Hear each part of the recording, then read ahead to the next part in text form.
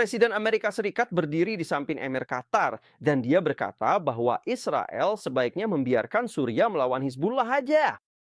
Suriah yang dipimpin oleh seorang pria yang dulunya memimpin afiliasi Al-Qaeda. Presiden Amerika Serikat memandang salah satu tentara terkuat di Timur Tengah, tentara yang telah mengalahkan Hizbullah, tentara yang telah mengalahkan Iran, dan dia berkata bahwa seorang mantan jihadis akan melakukan pekerjaan yang lebih baik. Kamu hanya perlu menontonnya sebentar aja. Dan saya menyarankan kepada Israel untuk membiarkan Suriah mengurus Hizbullah, karena sejujurnya, menurut saya, mereka akan melakukannya dengan lebih baik. Shalom dari Israel. Saya Hanani Naftali, dan hari ini saya tidak akan memberikan pembaruan berita untuk Anda. Lihat, saya ingin bereaksi bersama kalian terhadap beberapa hal yang dikatakan Presiden Trump. Saya sendiri tidak yakin bagaimana perasaan saya tentang beberapa hal yang dia katakan. Sebenarnya, saya tahu bagaimana perasaan saya tentang itu, dan saya ingin membagikan pemikiran saya kepada kalian. Oke, jadi begini, perang dengan Iran. Dia mengakhiri sebuah kesepakatan, dia menandatangani secara langsung. Selat Hormuz dibuka kembali, Trump menyebutnya sebagai kemenangan, dan saat tintanya masih basah, dia terbang ke Prancis, duduk bersama Qatar, dan mulai menyalahkan pihak lain. Tapi bukan ke Iran, bukan ke Hezbollah, melainkan ke Israel. Jadi Pak Presiden, dengan segala hormat, dan saya udah membela Anda berkali-kali, saya memang harus membahas beberapa hal yang Anda katakan. Tanpa Amerika Serikat, tidak akan ada Israel. Tanpa saya, tidak akan ada Israel, karena tidak ada presiden lain yang mau melakukan apa yang saya lakukan. Presiden, izinkan saya mengatakan sesuatu sebagai seorang teman Amerika. Dan saya benar-benar maksudkan teman. Kami benar-benar berterima kasih. Persahabatan antara Israel dan Amerika Serikat itu nyata. Hubungan ini sangat dalam dan jutaan warga Israel bersyukur kepada Tuhan atas aliansi ini setiap hari. Dukungan Amerika telah menyelamatkan nyawa warga Israel dan saya tidak akan pernah berpura-pura sebaliknya. Tapi ada perbedaan antara seorang teman dan seorang pemilih. Israel udah lahir kembali sebelum Anda menjabat. Israel telah bertahan dari 5 perang sebelum sebagian besar pemilih Anda lahir. Israel telah menguburkan putra-putranya pada tahun 1948, 1967, 1973, jauh sebelum ada kesepakatan, pertemuan puncak, atau jabatan tangan di Prancis. Kami nggak ada karena presiden mengizinkannya, atau karena sebuah negara mengizinkannya. Kami ada karena sebuah bangsa menolak untuk menghilang. 3.000 tahun menolak untuk menghilang. Terima kasih Pak Presiden, sungguh-sungguh. Tapi Israel bukanlah proyek yang Anda bangun. Israel adalah sebuah bangsa. Sebuah bangsa tidak meminta izin untuk membela anak-anaknya sendiri. Saya ingin beralih ke salah satu hal lain yang dia katakan. Mari kita tonton sebentar. Dan saya menyarankan kepada Israel untuk membiarkan Suriah menangani Hizbullah. Karena sejujurnya, Nyonya, saya pikir mereka lebih baik dalam melakukannya. Lebih baik, Pak Presiden, apakah Anda mendengar diri Anda sendiri? Presiden baru Suriah adalah seseorang yang menghabiskan bertahun-tahun di dalam organisasi yang terkait dengan Al-Qaeda. Dunia tahu sejarahnya. Anda tahu sejarahnya. Dan Anda menyuruh negara Yahudi untuk menyingkir dan membiarkan dia mengamankan perbatasan utara kami, Anda tidak akan pernah mengatakan itu tentang negara Anda sendiri. Anda tidak akan pernah nyuruh Amerika menyerahkan keamanannya kepada mantan musuhnya. Dan Anda tahu, hanya berharap semuanya berjalan lancar. Jadi kenapa boleh-boleh aja kalau itu anak-anak kami yang dekat perbatasan itu? Kota-kota kami, wilayah utara kami, Israel melawan Hizbullah supaya rakyat Lebanon sendiri tidak harus hidup di bawah tentara teror selamanya.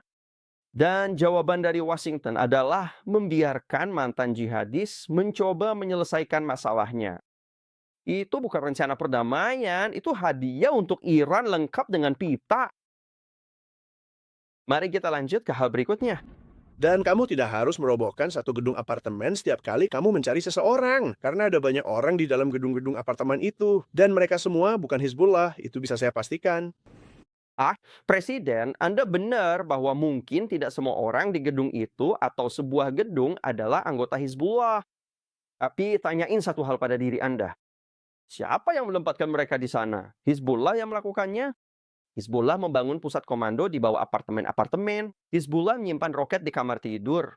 Hizbullah menembakkan roket dari dapur dan bersembunyi di belakang nenek-nenek, di belakang rakyat Lebanon sendiri, dengan sengaja sebagai strategi.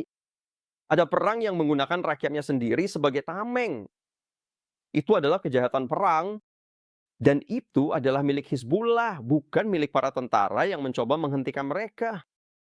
Dan ketika kelompok teroris menggunakan bangunan apapun, entah itu rumah sakit, sekolah, atau masjid, ketika kelompok teroris menggunakannya untuk tujuan teror, menurut hukum internasional, bangunan itu menjadi target militer yang sah. Sekarang, karena kami tidak ingin melukai warga sipil, Israel memperingatkan orang-orang untuk mengungsi. Ngomong-ngomong, itu bukan sesuatu yang dilakuin negara lain. Jadi ketika kamu bicara tentang orang-orang di gedung-gedung itu, kamu bicara ke alamat yang salah.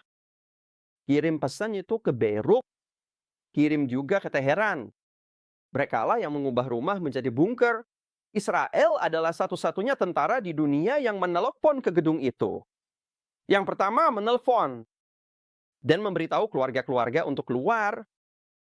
Kami telah kehilangan tentara, anak kami sendiri, karena kami memperingatkan musuh sebelum menyerang. Jadi jangan menggurui satu-satunya tentara yang mempertaruhkan nyawanya sendiri demi melindungi mereka. Sekarang saya ingin bicara sebentar tentang, kamu tahu, apa yang disebut kesepakatan yang sering kita dengar dan yang sangat dibanggakan oleh Presiden.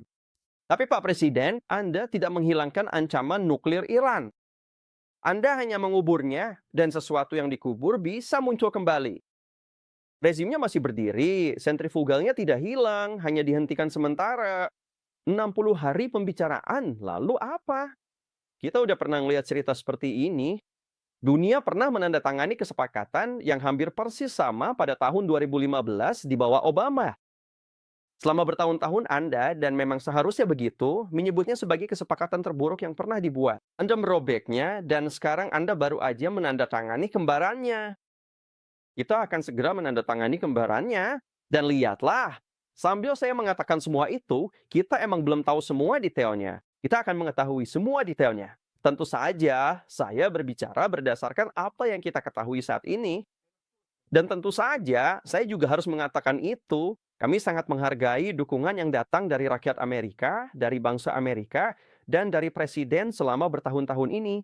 Hanya aja akhir-akhir ini rasanya ada seseorang atau sesuatu yang mencoba memberi tekanan padanya. Saya nggak tahu apakah itu JD, fans, apa gerakan konservatif palsu di bawah Tucker Carlson.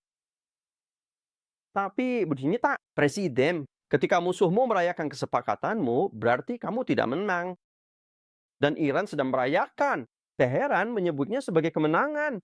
Baca aja pernyataan mereka sendiri. Mereka pikir mereka menang. Ketika para ayatollah berpesta atas kesepakatanmu, itu bukan kemenangan. Itu sebenarnya sebuah peringatan. Dan Israel udah memegang mereka di leher. Para jenderal udah tiada, rejimnya terkejut. Itulah momennya. Dan momen itu ditukar hanya demi seremoni penandatanganan dengan foto. Dan inilah yang benar-benar membuat saya heran. Ini bukan pertama kalinya. Setiap kali Israel udah menekan Iran dan proksinya, tekanannya datang. Perlambat, sudahi aja, jangan selesaiin pekerjaannya. Itu terjadi di Gaza. Pekerjaan di Gaza belum selesai. Hamas masih ada di Lebanon melawan Iran. Setiap kali kami punya momentum, panggilan itu datang dari seberang lautan. Berhenti sekarang. Jadi mari kita jujur soal sebab dan akibatnya, Pak Presiden. Jika kampanye ini berlarut-larut, tanyain siapa yang terus menginjak remnya. Anda nggak bisa membantu memperlambat mobil, lalu mengeluh perjalanannya terlalu lama. Oke, Anda tidak bisa menghentikan operasi, lalu menyalahin dokternya karena bekas lukanya. Ini benar-benar tidak masuk akal. Oke, dan saya harus bilang satu hal lagi. Semua percakapan ini terjadi di ruangan itu di Prancis. Anda berdiri di samping Emir Qatar. Memuji mereka, berani, kuat, mengesankan. Anda terkejut, Qatar telah mendanai Hamas selama bertahun-tahun. Qatar menampung para pemimpin mereka dengan kenyamanan bintang 5, sementara rakyat mereka menderita. Dan Qatar juga telah menggelontorkan banyak uang ke Amerika, ke universitas-universitas Anda. lembaga think tank Anda, media Anda, politik Anda, para peneliti independen udah memperingatkan betapa dalamnya aliran uang itu. Anda tahu, Qatar tidak menghabiskan semua uang itu secara kebetulan, oke? Dan sejujurnya, saya yakin Anda juga tahu itu, atau setidaknya saya harap Anda tahu.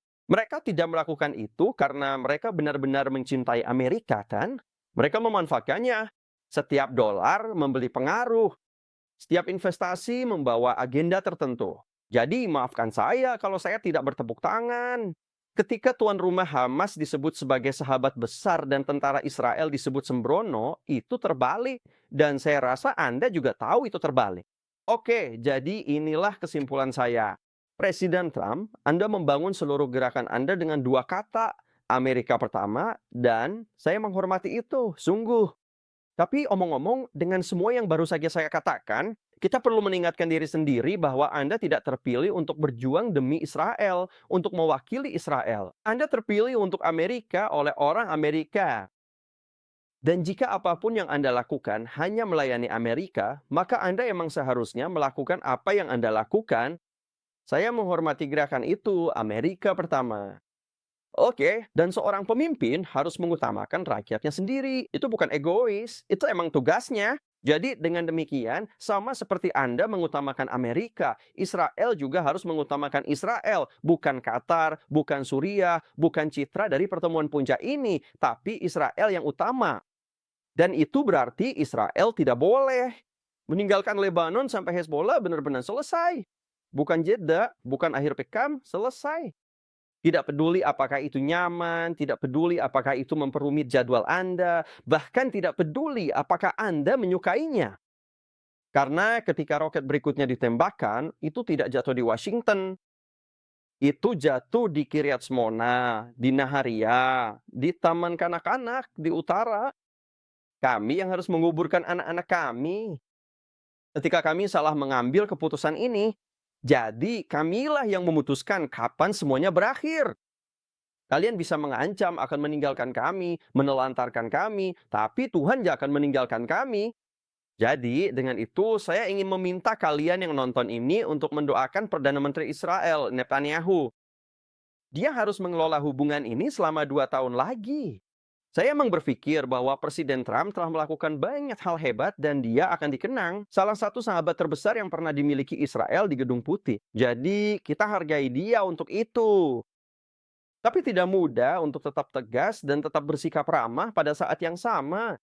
Jadi saya juga meminta, seperti yang akan saya lakukan juga, untuk mendoakan persahabatan ini karena ini layak untuk diselamatkan. Amerika dan Israel memang seharusnya berada di pihak yang sama, kita selalu begitu. Tapi hubungan yang nyata bisa bertahan menghadapi kebenaran dan inilah kebenarannya. Anda bisa mengambil penghargaan, tak? Presiden, Anda bisa mengadakan upacara, menjadi berita utama, dan berjabat tangan. Tapi jangan ambil dari orang-orang yang benar-benar berjuang. Dan jangan pernah menyalahkan penjaga yang sedang berusaha memadamkan api. Israel akan tetap berjaga bersama Anda jika kami bisa, dan tanpa Anda jika memang harus. Am Israel Chai. Saya Hanan Hanafdai. Tulis pendapat kalian di kolom komentar tentang seluruh cerita soal kesepakatan ini. Orang-orang di Israel yang saya ajak bicara di sini, mereka benar-benar tidak senang dengan hal ini. Jadi saya penasaran, menurut kalian bagaimana? Tulis di kolom komentar dan terima kasih banyak sudah menonton. Dan sekali lagi, sebelum saya akhiri, saya harus bilang, kami tidak akan pernah lupa semua hal baik yang sudah dilakukan Presiden Trump untuk Israel. Keberaniannya. Kalian tahu, menurut saya dalam persahabatan dan aliansi, tidak apa-apa kalau ada perbedaan pendapat. Kita nggak harus selalu sepakat dalam segala hal, tapi kita juga harus saling menghormati kepentingan masing-masing pihak. Jadi kami akan mengutamakan Israel. Dan Amerika seharusnya mengutamakan Amerika. Tapi di saat yang sama, itu bukan berarti kita tidak bisa memperjuangkan hal-hal yang sama yang kita sepakati. Jadi terima kasih banyak semuanya dan semoga harimu menyenangkan.